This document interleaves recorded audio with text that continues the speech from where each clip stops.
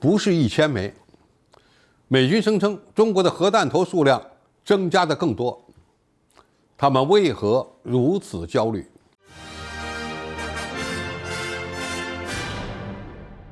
观众朋友，大家好，我是付全少。在美国将中国列为系统性挑战的大背景下，双方的军事科技较量正在如火如荼地展开。但是美国人仍然有一定的心理优势，毕竟美军在常规作战能力的规模方面非常强大，作战经验也很丰富。当然，更重要的是，美国拥有世界第2的核武器库。据美国科学家联合会最新的数据显示，2022年，美国拥有的核弹头高达5428枚，并在海外部署了1744枚。相比较而言，中国现在拥有的核弹头只有400枚左右，不到美国的零头。但是随着中国将建立强大的战略威慑体系当成重要的国家战略之后，美国发现情况不大对劲儿。其核战略司令部先是关注到中国在西部沙漠建了不少风力发电基座，又声称中国正在为6艘09次配备巨浪3型潜射弹道导弹，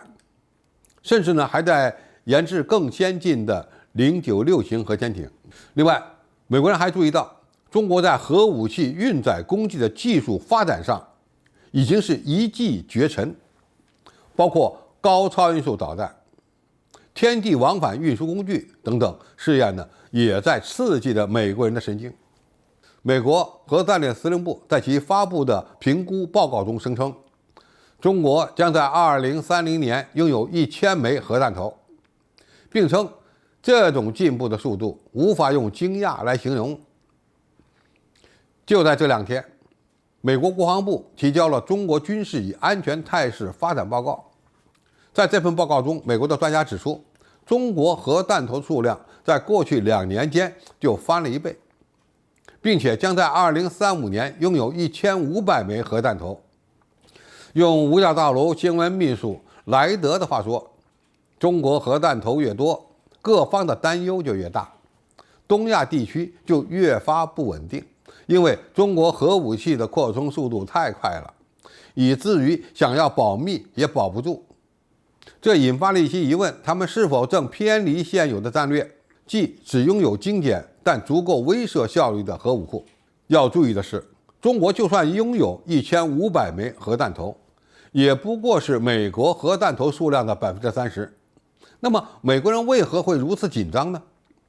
首先，中国核力量的强大将让美国失去对华核威慑优势能力，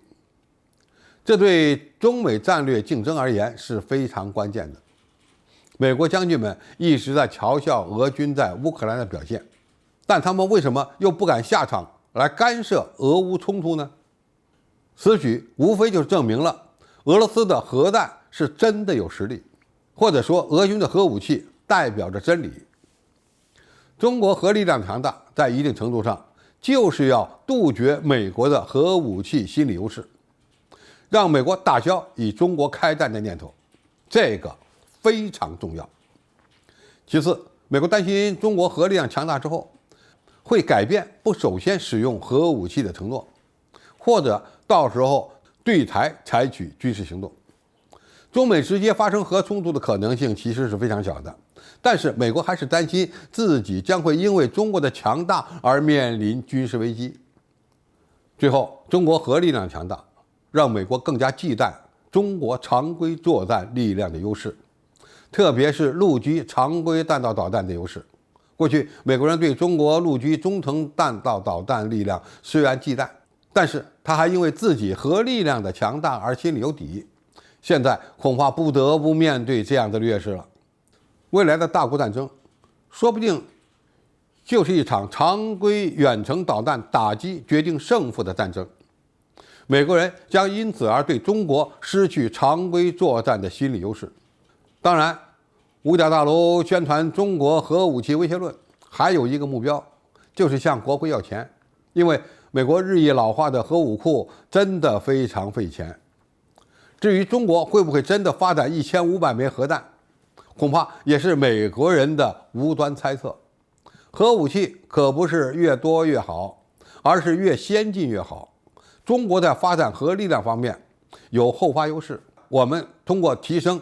核武器的技术水平，增强运载工具的突防能力，完全可以走上一条以美俄不同的核力量发展之路。好，今天评述就到这里，谢谢大家收看，我们下期再见。